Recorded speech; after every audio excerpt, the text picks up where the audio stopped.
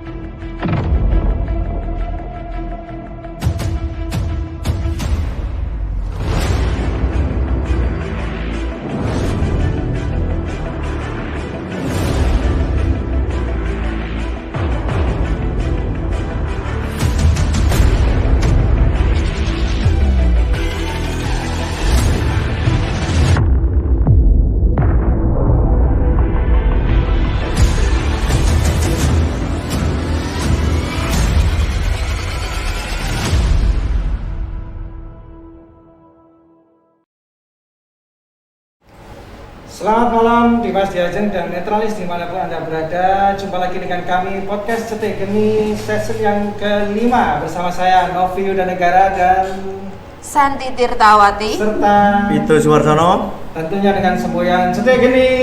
Open your mind. Terima kasih Dimas Diajeng dan netralis dimanapun Anda berada. Pada malam hari ini sangat spesial sekali karena kami menghadirkan tokoh nomor 1 di jajaran TNI Angkatan Darat di Tuban ya. Beliau adalah Dandim 0811 Tuban. Nah tentunya sebelum kita bincang-bincang, kita akan buka masker dulu ya supaya jadi jelas. Oke, baik.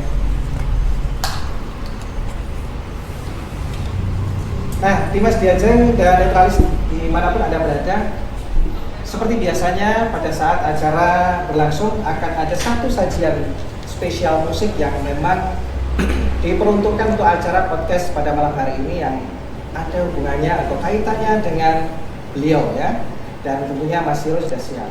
Siap Mas Siro? Siap, Komandan. Oke, silakan. Ya, siap. Terima kasih. Izin dan Lagunya tentang apa ini? lagunya tentang pasukan berbaret. Serdadu. Pasukan berbaret. Lagu tahun 80-an ini. Tepuk tangan dong buat Mas Siro. Siap.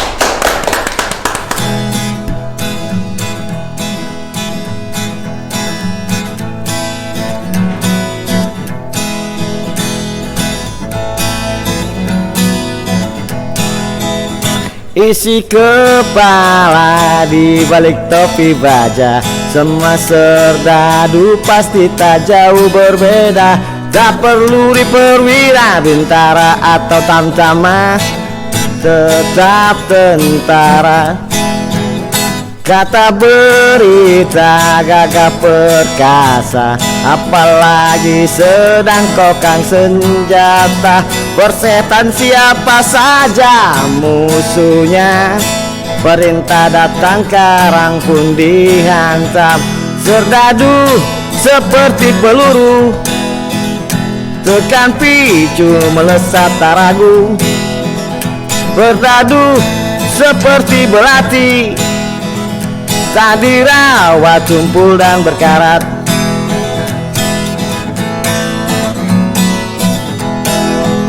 Umpan bergizi, oh tita Bapak Menteri, apakah sudah terbukti? Bila saja masih ada buruknya kabar burung tentang jatah prajurit yang dikikentit. Serdadu seperti peluru, tekan picu melesat tak ragu.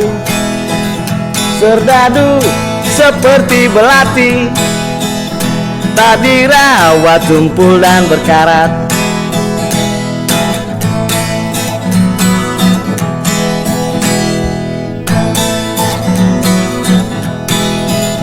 Lantang suaramu otot kawat tulang besi, susu telur kacang hijau ekstra gizi.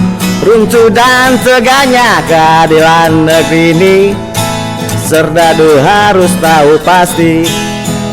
Serdadu, baktimu kami tunggu, tolong kantongkan tampang seramu. Serdadu, rabalah dada kami, gunakan hati, jangan pakai belati. Serdadu, jangan mau disuap, tanah ini jelas beratap. Serdadu, janganlah lemah syawat, Nyonya Pertiwi tak sudi melihat. Isi kepala di balik topi baja, semua serdadu pasti tak jauh berbeda. Tak peduli perwira, bintara atau tamtama, tetap tentara. Keren sekali, luar biasa. Luar biasa. Baik Dimas Yajeng dan Netralis dimanapun Anda berada, saatnya kita bertemu dengan beliau, yaitu Bapak Letkol Infanteri Filiala Ramadan. Selamat malam Bapak. Malam Mas. Wah, luar biasa. Beliau ini ganteng, muda, dan smart. Baik, dan mohon maaf ini sebelumnya karena di Cetek Gede ini kami biasa dengan narasumber saat pertama kali itu kami akan melakukan screening. Kalau zaman dulu namanya litsus ya. Nah, sekarang screening namanya Pantai Api Screening. Jadi nanti komandan harus menjawab secara cepat dua pilihan ya, dan nanti akan disampaikan oleh beliau Mbak Santi. Jadi siap-siap ya kan? Baik. Silakan Mbak Santi. Baik, terima kasih Mas Novi. Bagaimana? Dan siap? Siap Mbak, boleh. Iya, oke. Pertanyaan yang pertama, keris atau tongkat? Kris, Delegasi atau instruksi? instruksi. Karet atau besi? Karet, Mimpi atau khayalan? khayalan. Siapa atau bagaimana? Bagaimana? Helm atau min? Helm, Medan perang atau kedudukan? medan perang dong pasti. Homogen atau heterogen? Heterogen, Ilustrasi atau akselerasi? akselerasi. Generator atau operator? Generator, Wow. Luar biasa. Luar biasa. Gak ada bocoran ini. Ini betul-betul apa namanya sesuatu yang kita duduk. Iya. Baik, dan kita awali ya Dimas Yajeng dan Netralis dimanapun Anda berada, kita awali perbincangan santai dengan Komandan Kodim 0811 Tuban ya. Pak Dandim, yang pertama yang ingin kami tanyakan itu karena penjenengan ini kan masih muda, itu lulusan Akmil tahun berapa? saya lulusan Akademi Militer tahun 2001 Mas. 2001, luar biasa. Berarti adik saya. Kemudian ketika bertugas itu yang paling berkesan dan mungkin nyerempet-nyerempet membahayakan kan ini kaitannya sama tentara ya? Baik. Itu di mana? Kalau boleh cerita. Baik, sebenarnya memang kalau bercerita penegasan operasi memang kita ini kan sangat tergantung dengan bagaimana institusi kita ya Pak ya, dengan dan masa gitu. Pada saat saya masuk di awal itu memang masa yang paling cukup ramai itu adalah darurat militer di Aceh. Darurat militer di Aceh. Betul. Nah, sehingga ya kadang-kadang kita dilahirkan menjadi seorang perwira pertama itu ya mengikuti pada masa itu ya. Kebetulan saya waktu itu bertugas di Aceh selama kurang lebih itu 14 bulan. Ya, kalau dinamika dalam hal ketentaraan ya pasti Mas gitu ya, pasti. Karena memang kan sasaran kita adalah pada saat itu mengeliminir adanya kelompok-kelompok bersenjata gitu. Itu yang menjadi target kita demikian. Oke. Nah, yang menjadi pertanyaan berikutnya itu sebenarnya kaitannya sama ini. Kecabangan yang dipilih kenapa infanteri? Kenapa bukan kavaleri, kemudian bukan arhanud? Betul ya. Karena memang dulu ada ya sebenarnya saya ini adalah tentara di keluarga yang tidak ada tentara sama sekali Mas. Kecuali memang kakek saya dulu pejuang, tapi kan di zaman dulu nanti kita berbicara tentang itu ya. Siap. Prosesnya sama. Jadi ya ikut berjuang di kala kemerdekaan, begitu selesai kan perekrutan, tapi beliau kakek buyut saya tidak melanjutkan gitu, istilahnya sebagai pejuang saja. Nah kemudian setelah itu ya tidak ada lagi yang menjadi tentara gitu. Tapi memang pada saat saya mulai dari sejak kecil itu saya memang punya cita-cita, saya bangga melihat dan cukup antusias melihat, suka melihat pakaian loreng ini dikenakan oleh ya maksudnya tentara di daerah gitu. Nah dari situ dari kecil saya ingin menjadi tentara. Tetapi memang sehingga tentang masalah korps ini, kalau kita bicara tentang korps ini, saya tidak banyak mengetahui sebenarnya karena memang saya background tidak dari tentara.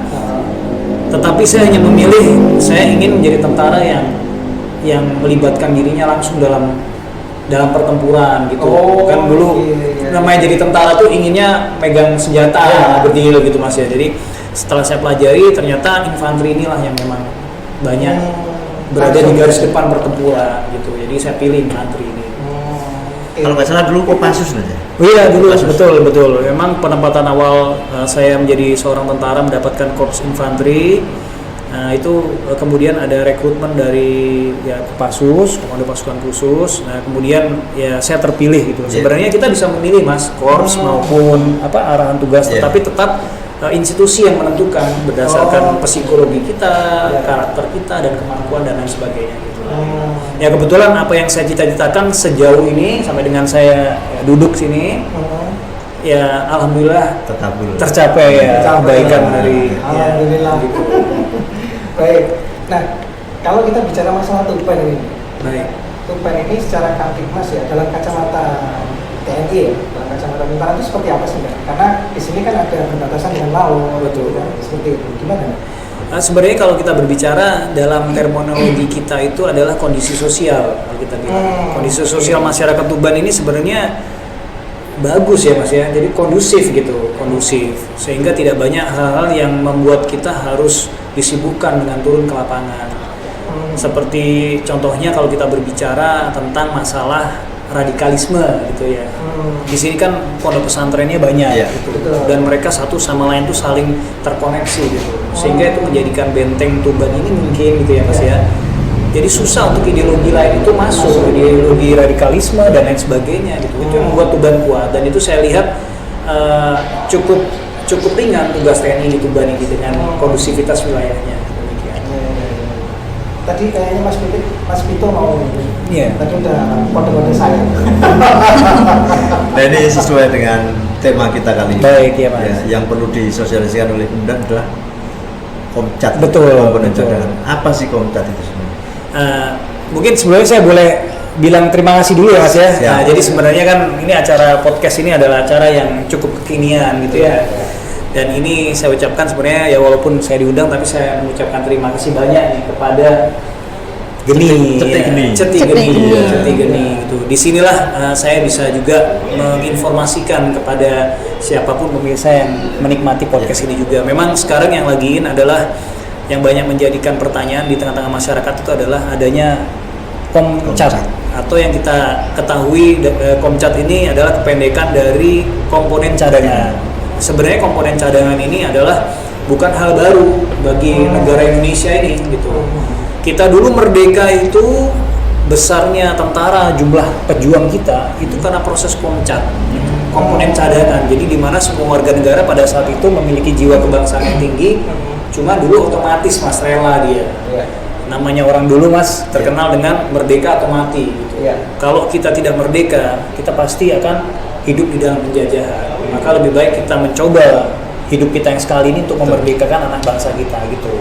Ini apakah sama dengan Wamil gitu? Nah, memang konsepnya ini sebenarnya konsep ya Mas. Kita berbicara konsep itu sebenarnya sama dengan Wamil. Tetapi jangkauan cakupannya berbeda. Kalau Wamil ini kan cenderung orang memahami kata-kata Wamil ini wajib militer. Itu seolah-olah setiap warga negara itu harus tanpa memilih itu harus mengikuti gitu. Tetapi Komcat ini konsepnya berbeda jangkauannya gitu. Komcat ini adalah dia lebih sukarela gitu. Walaupun kan kita tahu dalam undang-undang itu sudah disebutkan ya Mas, dari Undang-Undang Negara Republik Indonesia tahun 1945 saja itu sudah mengatur tentang masalah bahwa setiap warga negara itu berhak dan wajib untuk ikut serta dalam upaya membela negara. Iya. Nah, tapi itu kan konsepnya dalam kondisi perjuangan gitu Mas ya. Gitu. Tetapi di tengah-tengah seperti sekarang ini, kita melihat ancaman itu sebenarnya tidak mereda, tetapi berubah bentuknya.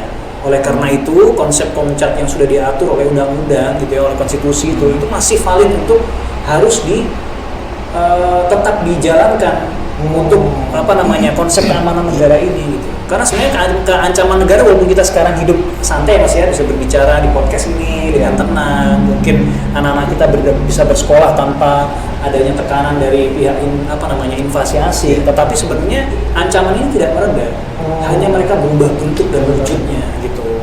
Polanya juga. Betul, tetap kita membutuhkan sebuah komponen cadangan yang memperkuat gitu secara ideologi maupun secara fisik untuk ikut serta dalam upaya pembelaan negara apabila dibutuhkan. Nah, siapa saja yang boleh masuk komcat ini atau ada klasifikasinya? Umur atau Betul, karena memang sifatnya seperti yang saya sampaikan tadi ya, berbeda dengan seperti negara Korea Selatan gitu ya. Kemudian katakanlah di mana lagi yang lain ya, itu kan ada namanya wamil. Tapi karena konsep komcat ini adalah cangkupannya berbeda, maka tetap ada seleksi Mas gitu. Dan memang ada beberapa kriteria secara umum atau kriteria yang khusus gitu. Mereka tetap diseleksi. Di antaranya ya syaratnya adalah usianya harus di atas 18 tahun, tetapi di bawah 35 tahun, tidak boleh lebih. Kemudian dia bukan anggota TNI atau Polri, tidak boleh. Kemudian sehat secara fisik dan jasmani, sehat. Kemudian apabila dia mahasiswa, dia boleh ikut, tetapi harus mendapatkan izin dari orang tua maupun fakultasnya, sehingga tidak bermasalah dengan jenjang pendidikannya. Gitu. Nanti TNI akan bantu itu. Gitu. Kemudian mereka apabila mereka ASN, maka mereka wajib mendapatkan izin dari atasannya. ASN juga boleh berarti ya? Bagaimana? ASN juga boleh Pak, boleh. Jadi boleh Mas. Jadi pada saat nanti mereka mendapatkan izin, nanti oleh dari pihak Kodim akan membuatkan surat keterangan benar bahwa yang bersangkutan sudah selesai melaksanakan seleksi dan dinyatakan lulus. Dan mereka harus mengikuti pendidikan. Selama kurang lebih itu 3 bulan. Ya betul, kurang lebih itu 3 bulan namanya kalau tidak salah. Nah, selama mereka mengikuti pendidikan itu latihan komcat, kalau kita bilang latihan komcat, itu mereka tidak dibebani biaya apapun, bahkan mereka diberikan uang saku selama pendidikan sehingga yakin nanti setelah proses ini pelatihan selesai ya mereka mendapatkan istilahnya tambahan uang gitu. Nah, setelah mereka selesai ini, sekalian saya jelasin mungkin Mas ya.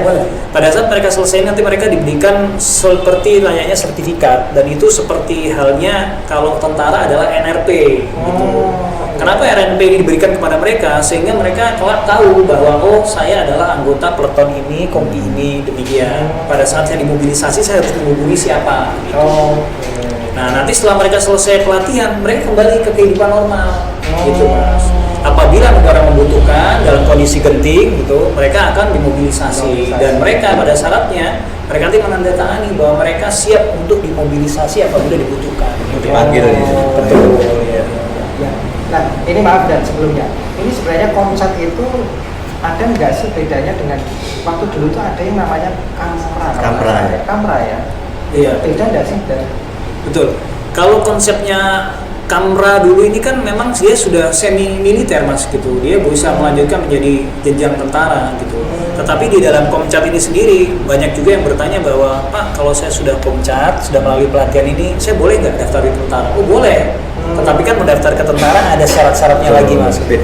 Betul. Usia tidak boleh lewat dari 24 tahun, sudah mulai pendek gitu. Mereka yang masuk dalam hal itu mereka bisa itu. Ya. Nah, kemudian ada pertanyaan lagi, apakah saya kalau sudah komcat dapat rekomendasi gitu?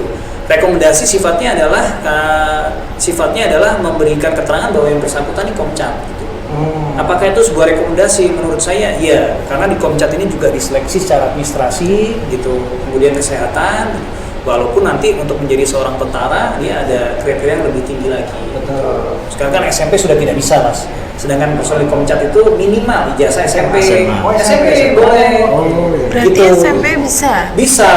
Jadi umpamanya sekarang kan Ya, pokoknya dulu sekolah terakhirnya Mbak SMP gitu ya, terus Iya. kemudian putus sekolah gitu kan. Iya. Kemudian sudah bekerja usia 21 tahun, sehat gitu. Secara administrasi dia tidak pernah terlibat kriminal atas catatan kepolisian. Maka dia bisa untuk mendaftarkan dirinya ikut Komcat. Setelah Komcat mendaftar TNI, nah dia harus mencari ijazah bersamaan gitu menuju SMA. Jadi laki-laki perempuan bisa nggak? Bisa, Bisa. iya.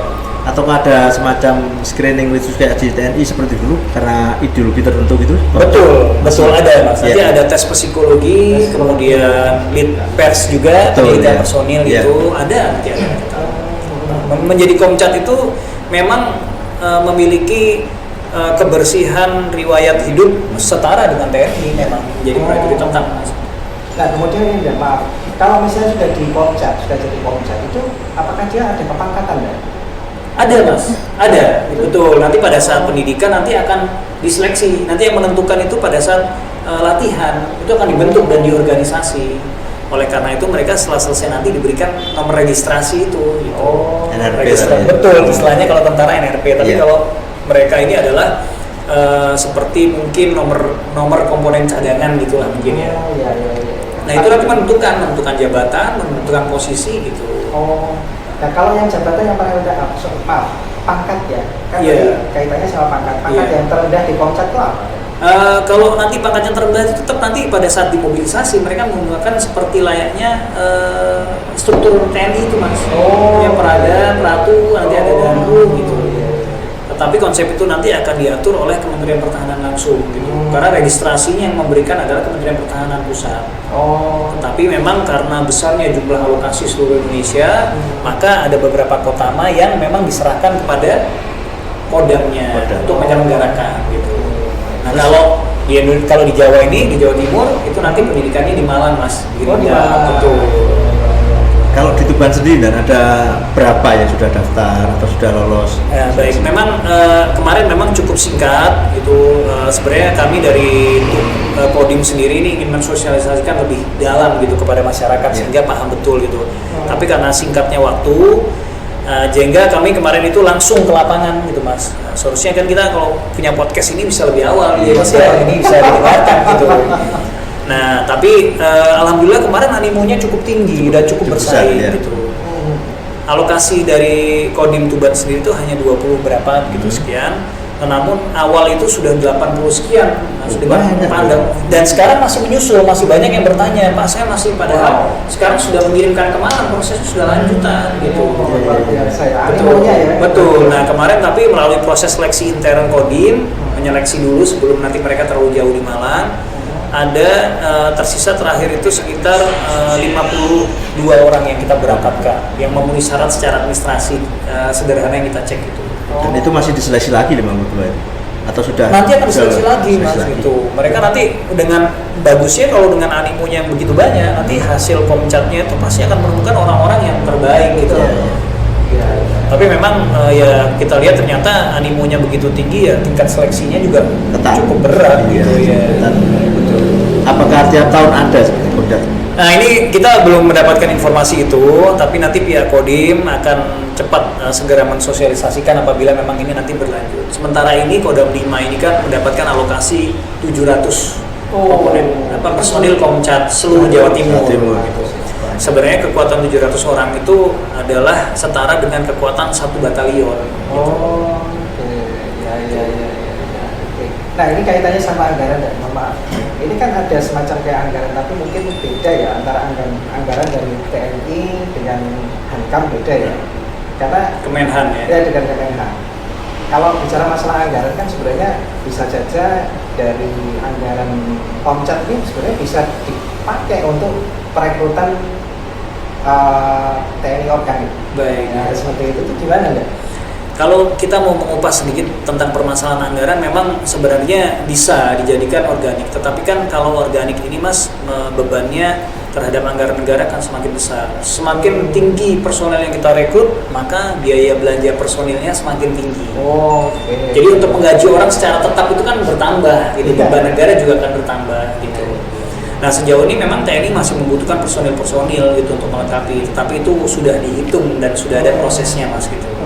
Nah komponen cadangan ini sendiri adalah sebenarnya tidak murni untuk menjadikan sebuah garda belakang support bagi TNI, tidak hanya itu sebenarnya, tapi Komcat ini kan akan membentuk personil-personil dengan memiliki kewawasan bangsaan yang kuat. Iya, iya. Dia memiliki ideologi yang bisa melindungi dirinya dari ideologi-ideologi lain, radikalisme, kemudian mungkin komunisme dan lain sebagainya. Itu adalah outputnya gitu. Dan setelah mereka nanti selesai, mereka akan pulang kembali ke rumah masing-masing gitu. Dan mereka bisa jadi penyebar kekuatan tentang pertahanan negara ini, wawasan kebangsaannya gitu. Tapi kalau misalkan situasi perang ini, dia siap perang nggak gitu, seperti TNI gitu? Kalau berbicara kita siap berperang, ya memang kita organisasi ini dipenuhi dan dilengkapi memang untuk siap mempertahankan NKRI apapun bentuknya gitu Mas. Dipersenjatai berarti? Dipersenjatai. Oh, untuk komponen cadangannya? Iya. Untuk komponen cadangan nanti dia tetap akan melakukan seperti dasar-dasar kemiliteran, menembak dan lain sebagainya, karena untuk itu nanti mereka digunakan. Iya, iya. Mereka dimobilisasi dengan dua kemungkinan. Yang satu dalam kondisi perang, yang benar-benar perang itu. Ya. Yang kedua mungkin dalam kondisi damai, sifatnya temporary, dalam rangka mungkin penyelamatan negara dalam kondisi kritis gitu. Contoh kritis ini apa ya? Contohnya mungkin dengan pandemi COVID ini, kalau nanti COVID ini sudah tidak terkendali, negara ini harus ditutup, paling tidak kita harus memiliki ketahanan pangan gitu. Kan tidak ada ekspor impor karena orang pasti akan menutup itu. Nah, komponen cadangan inilah yang kita bisa gerakkan untuk memotivasi masyarakat gitu. Itu sebenarnya. Terus dengan adanya rekrutmen Komcat ini ya, dan misalnya sudah, kalau tidak salah informasinya sekitar 25.000 seluruh Indonesia ya. Iya. Nah itu diikuti dengan pembelanjaan alutsista nggak? Artinya suatu saat mereka dimobilisasi itu sudah siap alutsistanya ya. Misalnya katakanlah nih yang paling murah aja misalnya pistol misalnya. Itu gimana nih? Apakah itu sudah sampai berpikir sampai ke sana? Sebenarnya kalau kondisi saat ini itu memang setahu saya memang Kemhan ini masih tidak menyiapkan alutsista untuk komponen cadangan. Tapi saya yakin dalam kondisi darurat perang semua pasti kan beralih kan Mas. Namanya anggaran negara ini kan seperti COVID ya. Begitu anggaran negara ini sudah ada pagunya, udah ada kamarnya masing-masing, dengan pandemi COVID ini semuanya akhirnya digunakan untuk dalam rangka penanganan. Nah, mungkin dalam kondisi nanti kita benar-benar kondisi darurat perang, saya yakin negara sudah punya cara-cara untuk mengakomodir kebutuhan realnya. Kan kita tidak mungkin memberikan alutsista itu di kondisi damai, Mas, tidak mungkin gitu. Kenapa tidak mungkin? Karena yang pertama kita belum bisa membaca situasi ancamannya. Tentunya kan alutsista yang dibeli harus sesuai dengan ancaman, sepresisi mungkin gitu. Betul. Nah, ini dan kalau kita bicara masalah ancaman ya, tadi Komandan kan menyampaikan bahwa sekarang ini sudah berubah ancamannya, polanya, bentuknya. Mungkin saya bisa mengatakan proxy war. Betul. Nah, adakah kemungkinan Komcat ini yang memang dilatih secara kemiliteran ini kemudian dialihkan juga ke arah yang sifatnya itu untuk counter proxy war misalnya, diberikan kemampuan untuk internet, diberi kemampuan untuk yang kaitannya dengan dunia milenial, digital misalnya. Itu seperti apa ya? Nanti pada saat seleksi Komcat itu nanti juga pasti akan ditinjau masing-masing perorangan tuh punya kemampuan apa yang secara khusus itu. Nah, itu pasti akan digali nanti itu kemampuan ijazahnya dan lain sebagainya gitu. Nah, saya yakin itu nanti akan menentukan jabatan yang bersangkutan juga gitu. Berdasarkan NRP tadi, oh ini jabatannya ini gitu. Pasti akan ada itu. Dan sebenarnya ya benteng yang paling penting di saat sekarang ini kan adalah ya wawasan kebangsaan, benteng paling penting bagi kita gitu. Dengan proxy ini kan masuknya tidak perlu pintu gitu. Tidak perlu media dia, karena sekarang proxy ini sudah ada. Betul. Ini sudah ada handphone kita ini kan sebagai, kalau kita tidak kuat ideologi kebangsaan kita, maka handphone ini akan menjadi proxy bagi kita. Tetapi kalau kita punya ideologi kebangsaan yang kuat, maka kita tidak semerta-merta mempercayai apapun yang berita, tetapi kita pasti cross check gitu. Kira-kira begitu. Iya, betul. Nah, kita kembali ke hal yang ringan nih, Mas Vito. Ini naik terus nih. Serius? Gitu ya? Komandan saya kebingungan. Dan sebenarnya putranya berapa sih, Mas? Oh, saya putri 2. Putri 2 ya? Ya. Oke. Yang satu usianya sekarang 8 tahun, yang satu usianya 3 tahun. Oh, oke. Masih sekolah dasar atau sudah SMP apa SMA? SD Mas, yang pertama SD kelas 2, yang nomor 2 masih ya karena pandemi seharusnya udah persiapan masuk Iya. taman kanak-kanak ya karena pandemi ya. Masih termasuk keluarga muda ya Dan? Dan permisi, Iya. saya mau tanya ini. Iya. Biasanya kalau Dan kan tugasnya di mana-mana ya, kadang Iya, di betul. Tuban, apa kadang di luar pulau lah atau di mana. Terus caranya membagi waktu sama istri itu kayak apa? Nah, kalau tentara ini memang kan kita sejak kita masuk jadi tentara ya, Mbak, Iya. kita sudah menandatangani bahwa sebenarnya kita ini sudah direlakan gitu, kepada negara, sehingga memang menjadi seorang tentara ini memiliki dua apa namanya ya, bukan dua kepribadian, kepribadiannya sama tetapi dua personal yang berbeda gitu. Di sisi lain 24 jam, 1 kali 24 jam saya harus siap digerakkan oleh negara ini. Dimanapun saya ditempatkan, maka disitulah saya berada gitu. Tetapi memang pada saat kita berkeluarga, di sisi lain kita juga menjadi seorang manusia yang harus bertanggung jawab terhadap keluarga kita gitu. Ya, jadi istri itu sejak menikah dengan seorang tentara itu sebenarnya sudah tahu, Mbak. Di situ nanti dia juga menandatangani hal-hal yang sifatnya bahwa merelakan suaminya untuk ditempatkan di mana saja. Dan istri ikut kemana saja suami pergi. Iya. Tanya-tanya sedikit aja. Iya. Barangkali besok saya Berminat. punya jodoh. Boleh. Sudah. Tunggu yang kontak. Jangan yang komcat, Mbak. Harus yang organik. Yang badannya sudah rutin ya, Mas ya. Ya kayak Pak Dan aja. Lah kau dulu ya. Ganteng Mas. Kok terlalu jujur gitu. Iya. Jujur tau aku. Jadi mungkin kembali ke agak materi agak. Iya. Memang Indonesia ini kan sangat apa ya? Asing ini kan sangat menyukai Indonesia. Sangat, Betul, Mas. Indonesia sangat seksi gitu. Betul. Nah itu gimana ya kita? Secara geopolitiknya, apa ya? Ini harus gimana? Indonesia ini mestinya seperti apa ini? Kan kuat mestinya Indonesia. Betul. Ya memang kalau kita berbicara geografi ya Mas ya, kalau kita bilang Gemah Ripah Loh Jinawi Iya. itu betul gitu. Karena Indonesia ini diberikan matahari sepanjang tahun gitu. Betul. Sehingga Indonesia ini tidak perlu bantuan asing untuk berdiri sendiri sebenarnya. Iya. Karena kita sudah punya semuanya di Semuanya. kita gitu. Sebaliknya orang-orang yang tinggal di belahan kutub utara dan selatan, dia harus bertahan hidup di setengah tahun, Mas. Betul. Jadi di masa ya musim bercocok tanam, mereka bercocok tanam untuk menyimpan di 6 bulan berikutnya. Indonesia tidak perlu. Gitu. Nah, memang inilah yang tadi dikatakan sama Mas Pipit bahwa Indonesia ini seksi bagi negara asing gitu. Karena mereka harus menghemat sumber dayanya dengan cara tidak bisa mengurangi eksploitasi dari negaranya, sehingga mereka merubah, dia mencoba mengambil dari negara luar gitu, sehingga menghemat pasokannya dia gitu kira-kira. Nah itu yang menjadi sebenarnya ancaman bagi kita, karena setiap negara, setiap orang ingin tinggal tanpa beban pikiran harus makan apa besok. Betul. Kira-kira. Sudah ada di sini. Iya betul. Nah seperti misalkan kolonialisme memang sudah habis sejak tahun 40-an.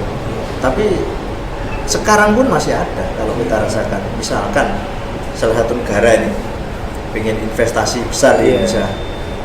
Oke, dia investasi mata uangnya. Tapi nanti ketika membangun pabriknya yang bekerja adalah tenaga asing juga. Jadi mata uang tersebut bukan masuk ke Indonesia, masuknya ke pekerja yang asing tadi untuk negaranya lagi.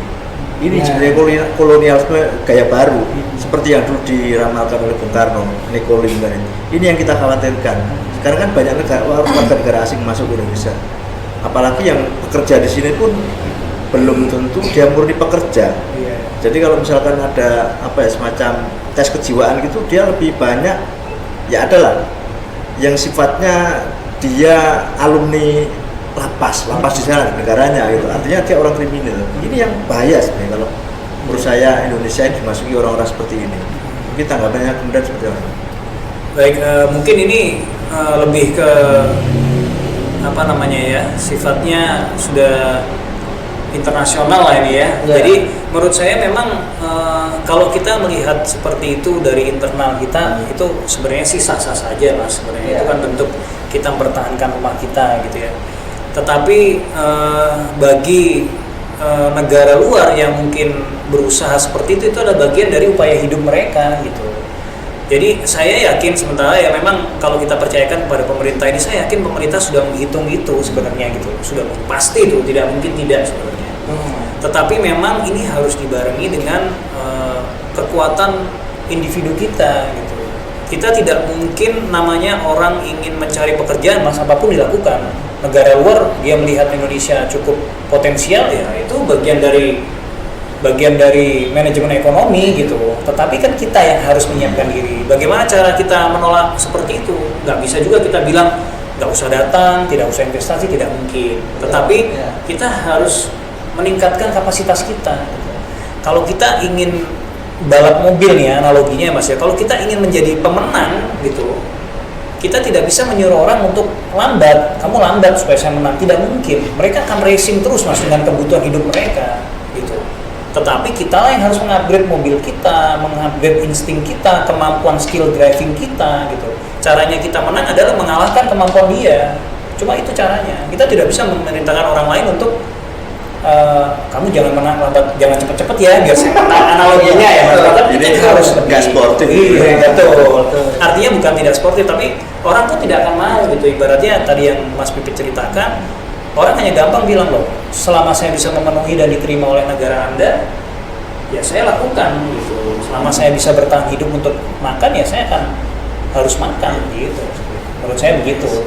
Tapi saya yakin pemerintah kita sudah menghitung gitu. Tinggal kita bagaimana memanajemen diri kita supaya kalah mereka gitu dengan kemampuan skill kita secara mungkin profesional gitu. Menurut saya begitu. Kembali ke Komcat ini, dan ada satu yang tadi sempat lupa saya. Itu kalau personel Komcat itu informasinya ini, saya dapat informasi itu nanti kalau misalnya dia melakukan tindak, katakanlah tindak pidana gitu. Iya. Itu terkena hukum militer kan, betul nggak gitu?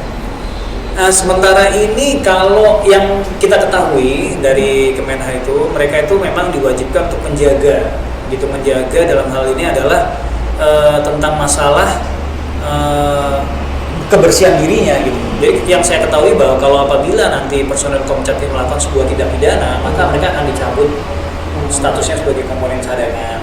Tetapi kalau mereka dilakukan seperti hukum militer, saya sampai dengan sekarang belum mendengar itu mas. Gitu. Karena sesungguhnya kalau melihat dari tata organisasinya, mereka bukan personil militer. Apapun bentuknya mereka bukan militer. Gitu. Makanya ada dalam satu persyaratan, syaratnya salah satunya bukan personil TNI atau Polri aktif. Saya rasa itu nanti harus kita dalami. Tapi kalau melihat struktur organisasinya, sepertinya nggak masuk itu maksudnya diberlakukan seperti hukum militer betul kan ya. Gitu.